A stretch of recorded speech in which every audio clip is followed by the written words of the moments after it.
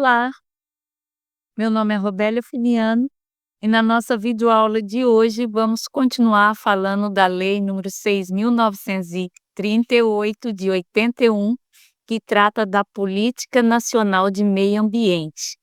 Este artigo, ele traz conceitos fundamentais sobre meio ambiente, a questão do poluidor pagador e para quem atua na área de direito ambiental. É o artigo 3º que mais é cobrado na prova, né? E por que esse artigo é um dos mais cobrados para a área de direito ambiental? Porque traz lá a responsabilidade ambiental, né? A aplicação do princípio do poluidor pagador, e é preciso memorizar na íntegra esse artigo 3º, porque eles dão muitas informações de certo e errado para confundir o candidato, né? Então, atenção às palavras-chave de atividade humana, biota, alteração adversa, que são palavras-chave que você deve dominar. E quais são os conceitos legais de meio ambiente, né? Que meio ambiente não é só natureza, né? Muita gente acha assim, meio ambiente, natureza, não.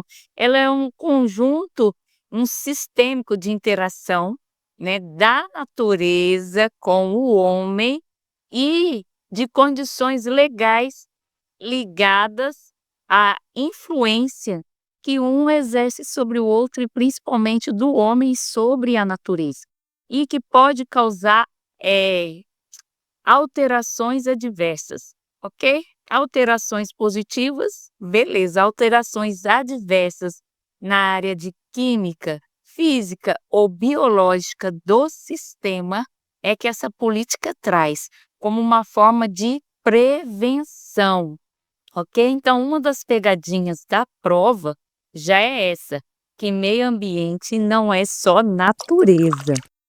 E quais são os recursos ambientais ou os recursos naturais considerados? Atmosfera, águas superficiais, subterrâneas e todos os tipos de água que a gente possa, né, ver na forma de vapor, de chuva, tudo isso faz parte do meio ambiente, é um recurso ambiental, além de ser um recurso hídrico. Os estuários e o mar territorial, né? Solo e o subsolo, fauna e flora. Então, esse conjunto são considerados recursos naturais: a atmosfera, a água, o mar com os estuários, solo e subsolo, fauna e flora.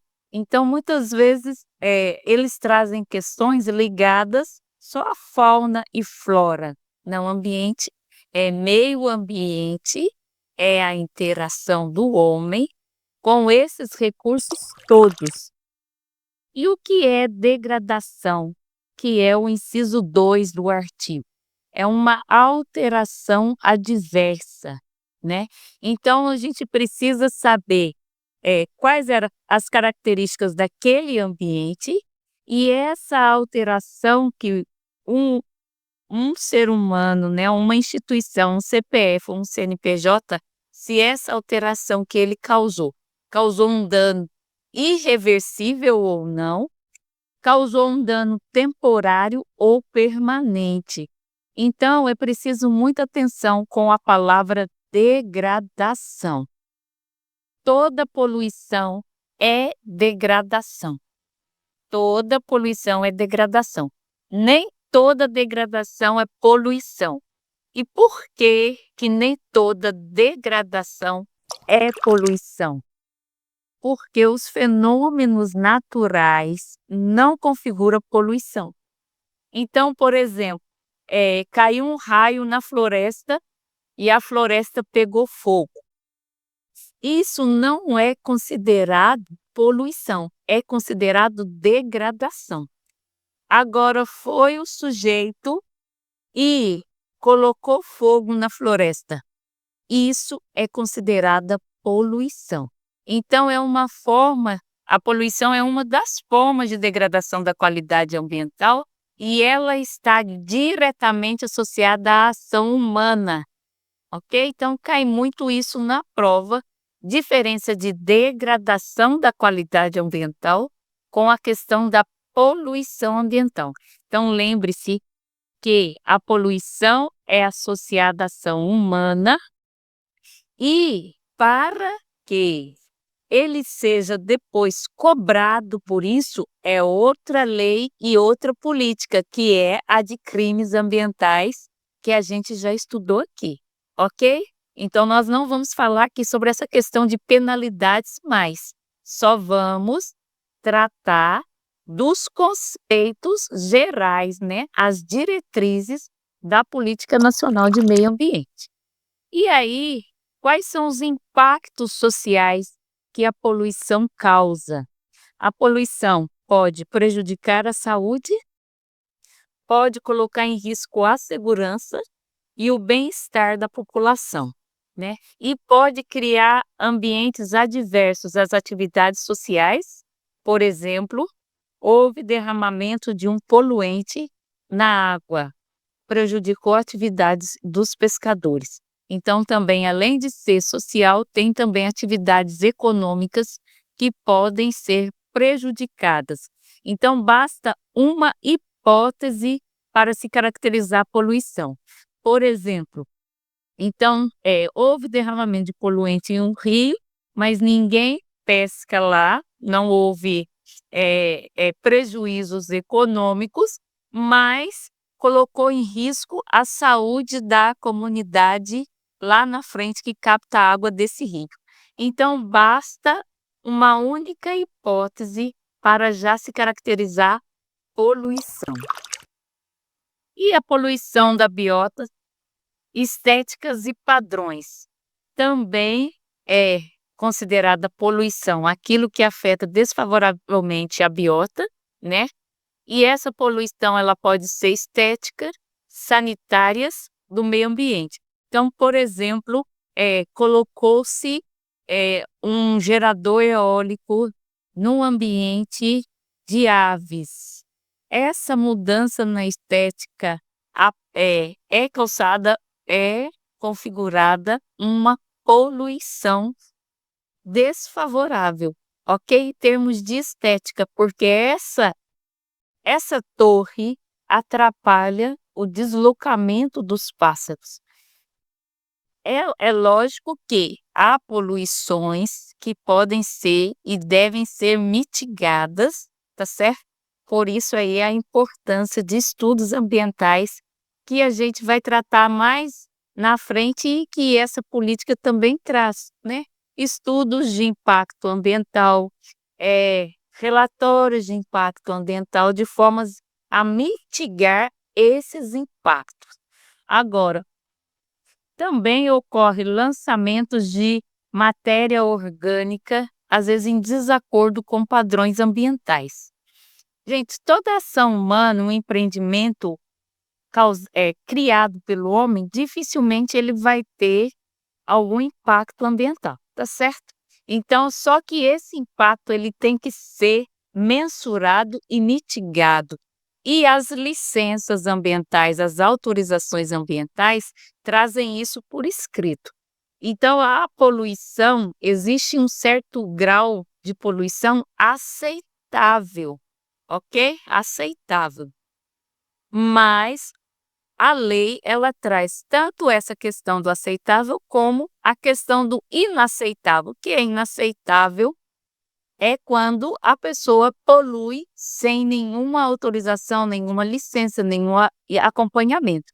Aí, além de ser poluição, é crime, que eu disse que é a questão da outra lei. Então, aqui a política traz diretrizes gerais.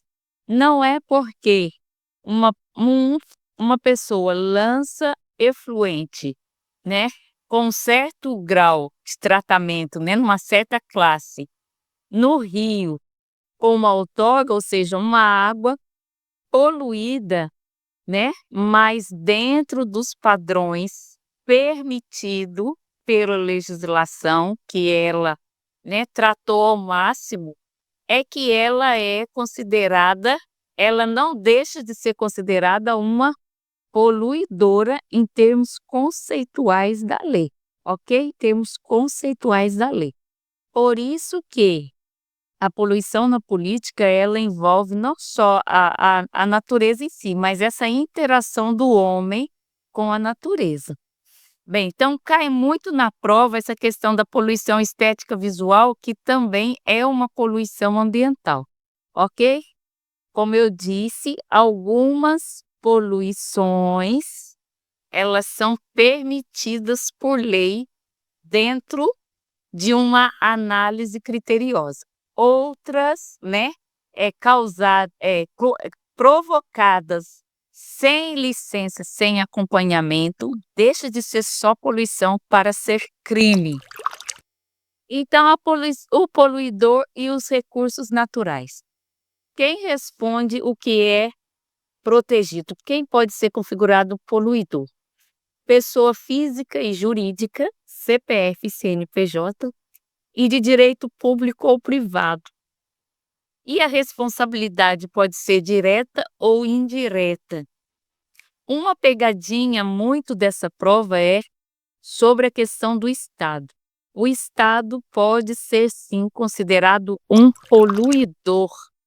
Quando é que o Estado pode ser considerado um poluidor? Quando ele age de forma comissiva, né? Uma obra pública mal dimensionada, uma operação de uma obra, né? Uma gestão inadequada dos resíduos.